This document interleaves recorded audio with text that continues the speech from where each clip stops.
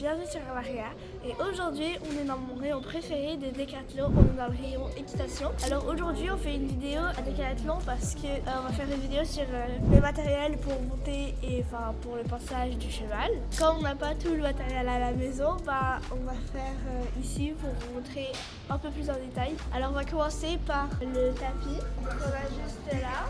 Alors ça sert à protéger le dos du cheval et à absorber la transpiration. Ça peut aussi aider à équilibrer tout petit peu la selle. Ensuite, au-dessus du tapis, on a l'amortisseur qu'il faut toujours mettre. Je trouve qu'il faut toujours le mettre. Ça sert aussi à protéger le dos du cheval. Ça se met au-dessus du tapis. Déjà, ça les rend un peu plus à l'aise. Ok, et maintenant, on va passer à la sangle. C'est pour fixer la selle en dessous du ventre du cheval comme ça, avec la selle au-dessus. Il ne faut pas trop la serrer non plus parce que faut pas que ça empêche la respiration du cheval ou que ça gêne quelque chose comme ça. Ça empêche le tapis de reculer, c'est pour ça qu'on le met dans les petites poules d'appui. On se met comme ça, à l'intérieur. Et le petit talon qui est là, ça sert à mettre... si vous avez un gog, vous pouvez l'accrocher ici, ou sinon vous pouvez le passer comme ça.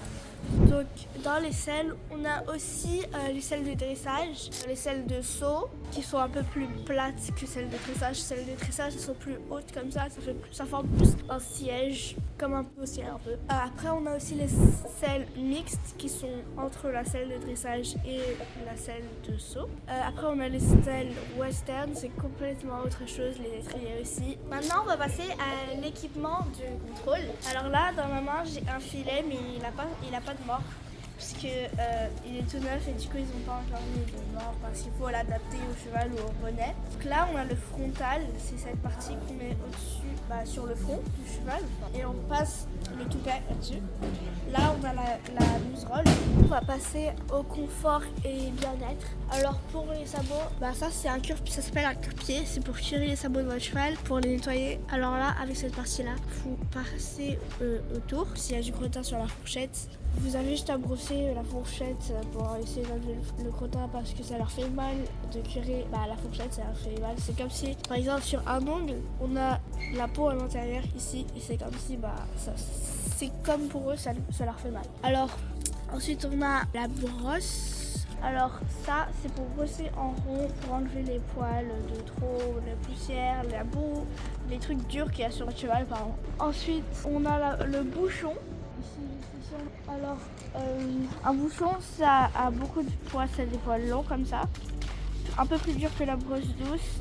Et ici, avec ça, vous pouvez brosser sur le corps entier de votre cheval, comme ça, partout, sur les jambes, même un peu sur le visage s'il a un peu de crasse. On a aussi la brosse douce. Alors ça sert à, c'est un peu comme le bouchon, vous pouvez passer après le bouchon. Ça sert aussi sur toutes les parties du corps, visage, voilà, tout ça. Après vous avez aussi l'éponge que vous pouvez utiliser sur le visage s'il a un peu de crasse partie, sur les pattes, sur tout son corps si vous voulez le faire briller avec un petit peu d'eau. Vous avez la brosse magique s'il a vraiment énormément de terre sèche, de la boue sèche sur lui. Prenez cette brosse là, vous frottez et ça va beaucoup vous aider. Ensuite on a la brosse à crin, celle-ci c'est un meilleur exemple. Alors on a la brosse à crin, ça sert à brosser la crinière et la queue pour les démêler. Alors ensuite on a le couteau de chaleur, c'est collé ensemble. C'est quand vous nettoyez votre cheval, quand vous lui faites la douche, pour les souiller un peu, pour enlever l'excès d'eau. Comme ça, ensuite vous pouvez vous enlever l'eau.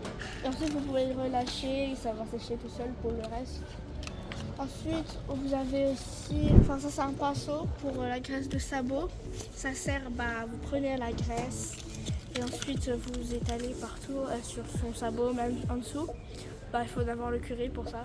Et puis ensuite, on a aussi les élastiques pour faire des petits pions des petits chignons quoi. Des pions, c'est des chignons pour les chevaux sur la tête de votre cheval.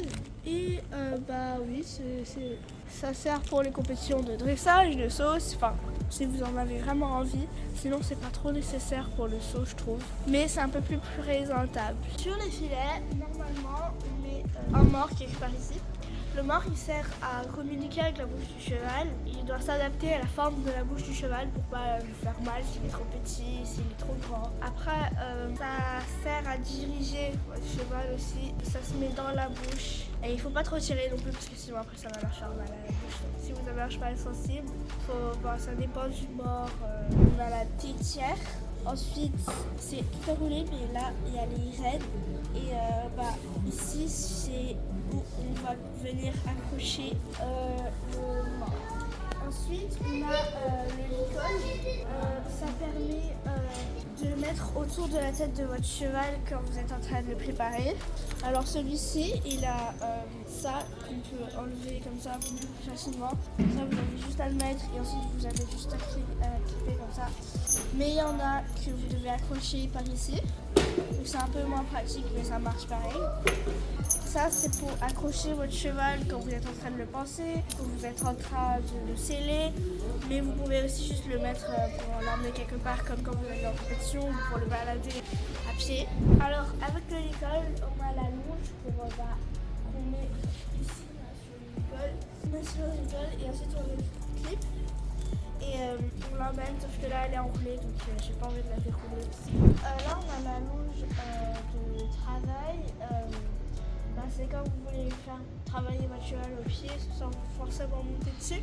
Vous le faites tourner autour de vous, soit avec le licol, soit avec ça, sur le dos de votre cheval. Ça passe au-dessus et en dessous. Vous pouvez aussi mettre un tapis spécial ou un tapis normal. Ça passe au-dessus et en dessous du ventre de votre cheval. Et vous pouvez accrocher la longe aux anneaux et ensuite le faire tourner autour de vos protections. Alors pour les protections, on a les guêtres dures, surtout pour le cross ou le saut d'obstacle. Ensuite on a les guêtres avec du mouton à l'intérieur. Ils sont plus mous, les cloches aussi. Ça sert plus pour le dressage, parce que ça a différentes utilités. Et là on a les deux combinés. Alors là c'est pour aussi le saut si vous voulez. Donc voilà. Alors le protège-boulet, c'est ce qu'il y a ici là, ça c'est des protège-boulets. Ça sert à protéger les boulets arrière, sur les pattes arrière de votre cheval. C'est cette partie mais coupée comme ça. Donc, sur des guêtres vous avez le protège-boulet aussi. Donc après sur les bandes c'est une autre chose. On n'en a pas ici je crois.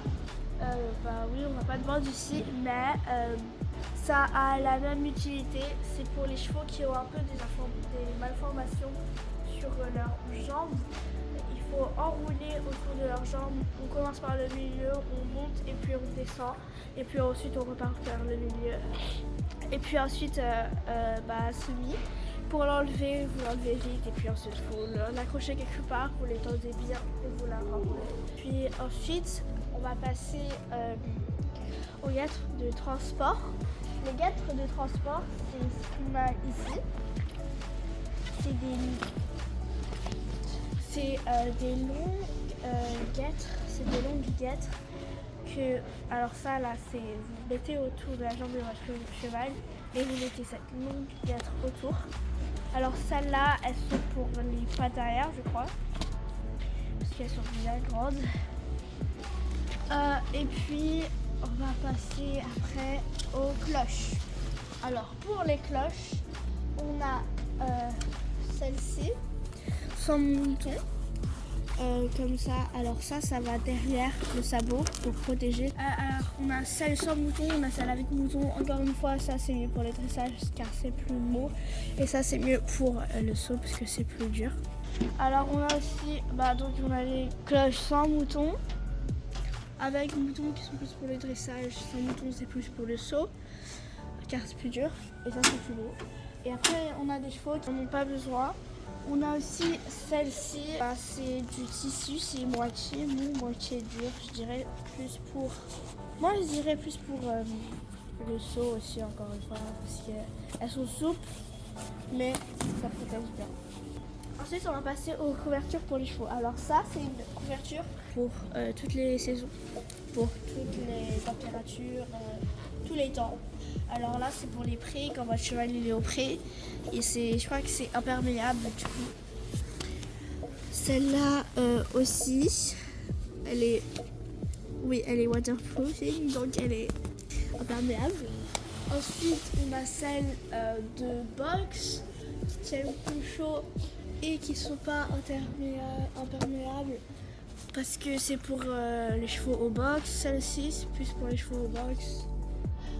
Par exemple, celle-là, elle est toute douce, vous voyez, elle est polaire. Elle est basique, elle est polaire, c'est pour le box. Vous n'allez pas mettre votre cheval au pré avec une couverture aussi légère, sans qu'elle soit imperméable. Celle-ci aussi, elle a du bouton au niveau de l'encolure, celle-ci. Enfin, c'est celle-ci.